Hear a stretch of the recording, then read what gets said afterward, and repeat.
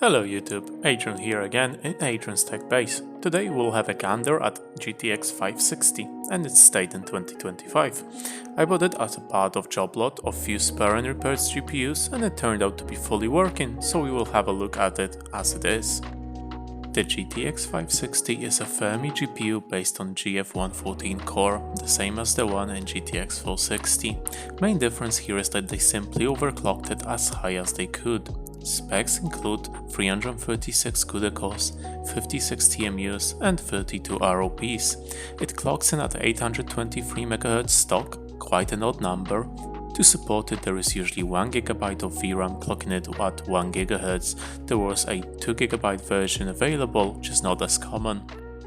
This all makes the 560 a fair bit quicker than the 460. That was actually true across the board for the Fermi refresh, which is nice to see that they didn't just repackage all of it and slap a new name.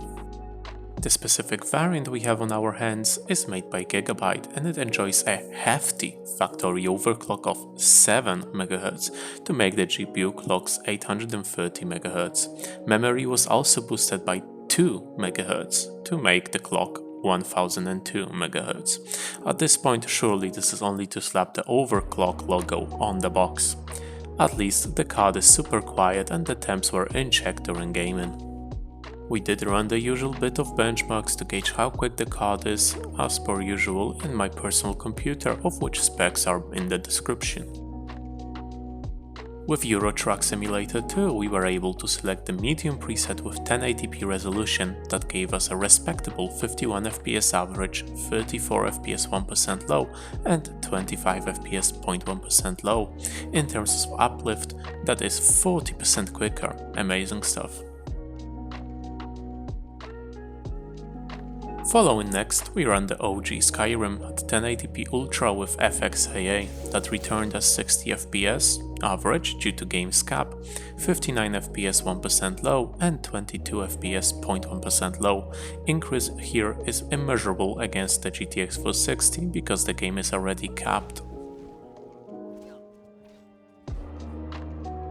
Moving to our next game, Civilization 6, we once again used 1080p with medium preset that allowed us to achieve 42 FPS average and 27 FPS 1% low in the built-in benchmark, decent showing and a 17% increase in average FPS compared to the 460. CS2 recently had some long overdue performance updates, which in my experience did improve the FPS. Here we did change the resolution from 720p to 1080p and run with low settings and FSR on balanced.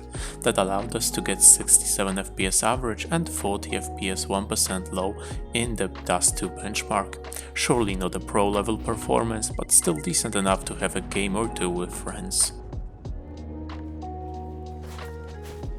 Witcher 3 really liked our 560 because the experience was better than on the 460, especially with the 1% low.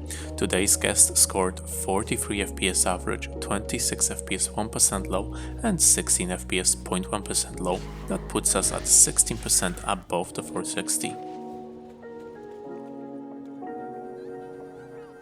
In GTA 5 Legacy, I changed a few things compared to the 460 run. We used 1080p resolution with low settings, but sliders were maxed. That allowed us to achieve 72 FPS average, 51 FPS for 1% low and 46 FPS for 0.1% low.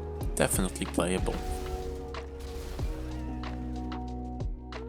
Penultimate game, Minecraft, ran wonderfully on the 560. With 1080p 12 chunks render distance and fabulous preset, we managed 149 FPS average, 101 FPS 1% low and 50 FPS 0.1% low, once again beating the 460 by a decent margin.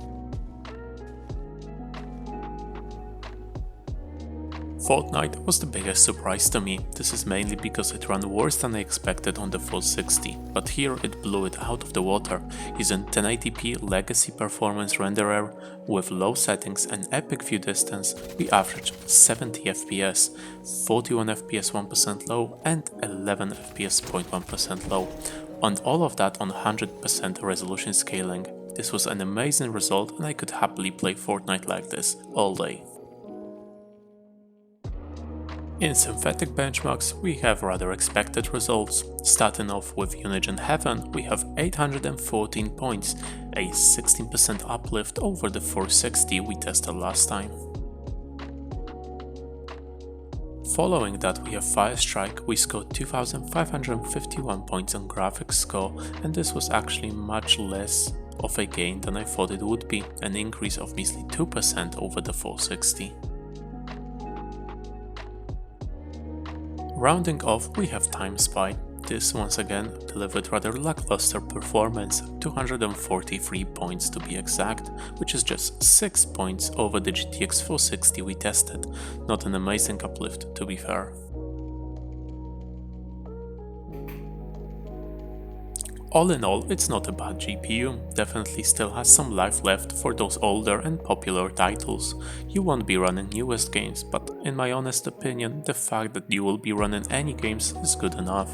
Should you buy it? It depends. If you have a budget of around 10 quid and don't have anything else better to buy, then go for it. It's not a terrible buy, and for that sort of money, if it works, you can't really go wrong. That's all I had prepared for today. Sorry for the delay between the uploads, but I'm in the process of just establishing myself in my new apartment, and the finishing touches as expected take ages. Thank you for today, and I'll see you around.